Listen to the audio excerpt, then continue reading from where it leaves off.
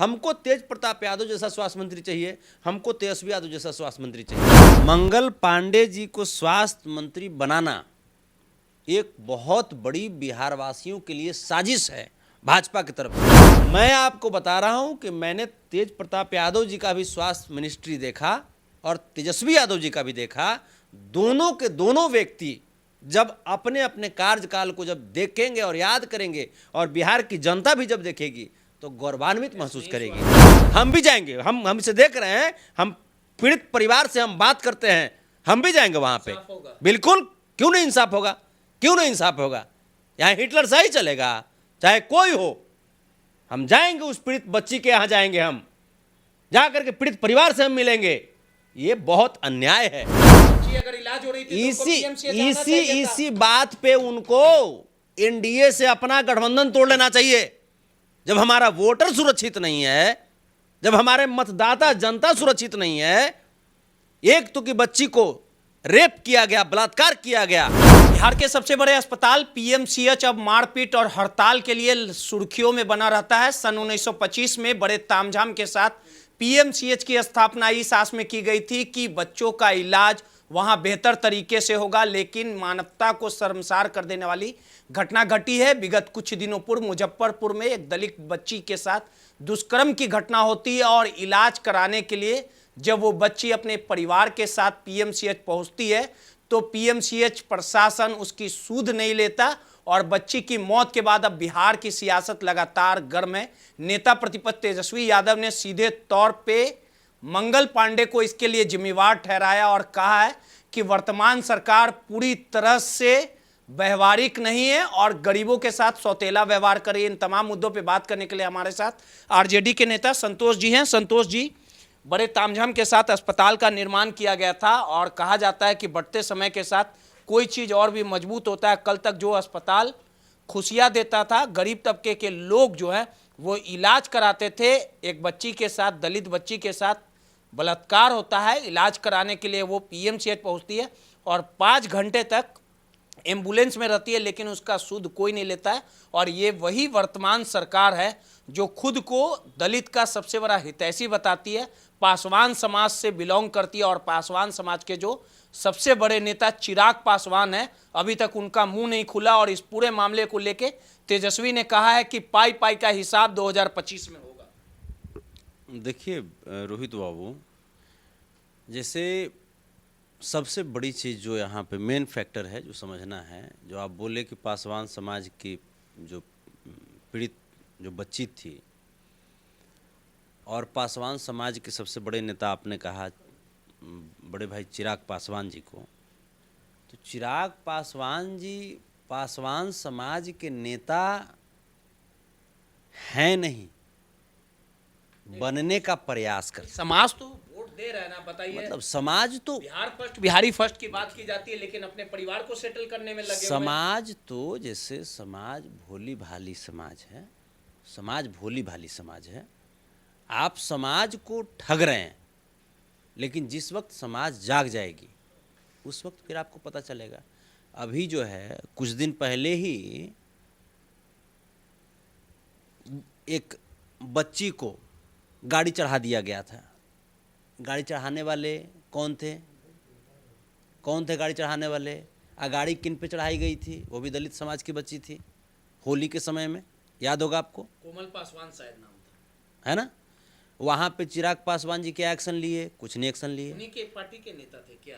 बिल्कुल, ये गाड़ी चढ़ाने वाले उन्हीं के पार्टी के थे। हम जो बोल रहे सही है ना? बिल्कुल सही है। मुझे याद नहीं है तो अब देखिए पीएमसीएच में जो घटना घटी, तो पीएमसीएच में जो घटना घटी ये डॉक्टरों की गलती नहीं है।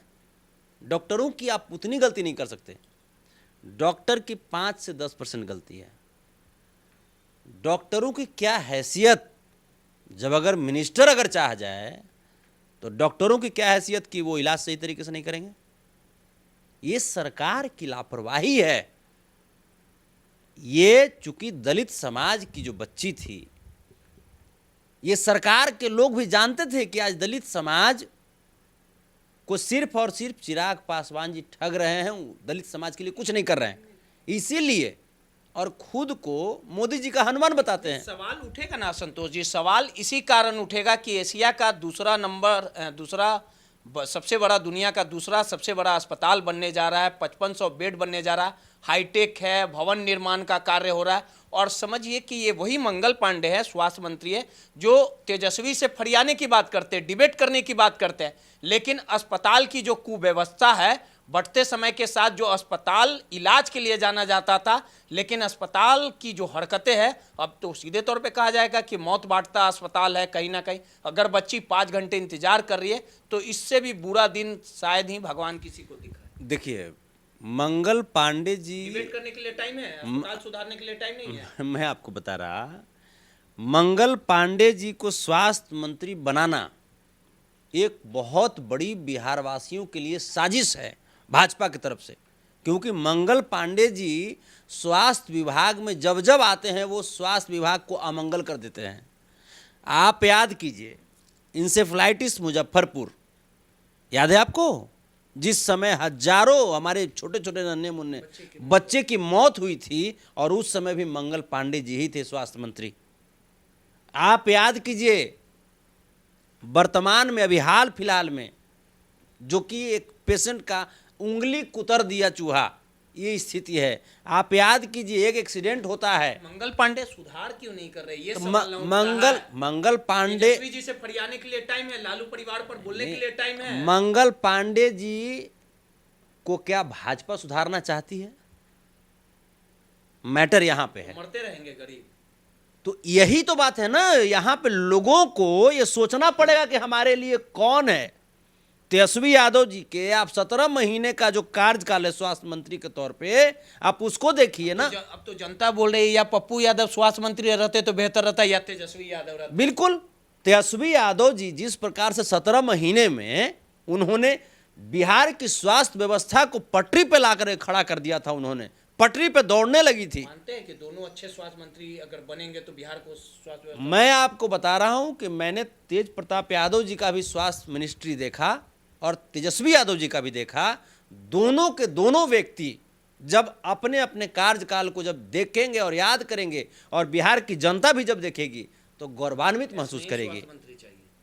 बिल्कुल, हमको तेज प्रताप यादव जैसा स्वास्थ्य मंत्री चाहिए, हमको तेजस्वी यादव जैसा स्वास्थ्य मंत्री चाहिए, जो रैंडम समस्या होती, पप्पू यादव भी चढ़ जाते हैं। ठीक है, पप्पू जी भी आए, या जितने भी जो लोग हैं, जो अच्छे लोग हैं, वो मंत्रालय को संभालें। रैंडम विजिटिंग आपको करना होगा, रैंडमली चेक करना होगा आपको। शेड्यूलिंग, आप शेड्यूल वाइज जब चेक करते हैं तो सबको पता होता है डॉक्टर को कि हाँ फलना दिन मंत्री जी इतना बजे आ रहे हैं।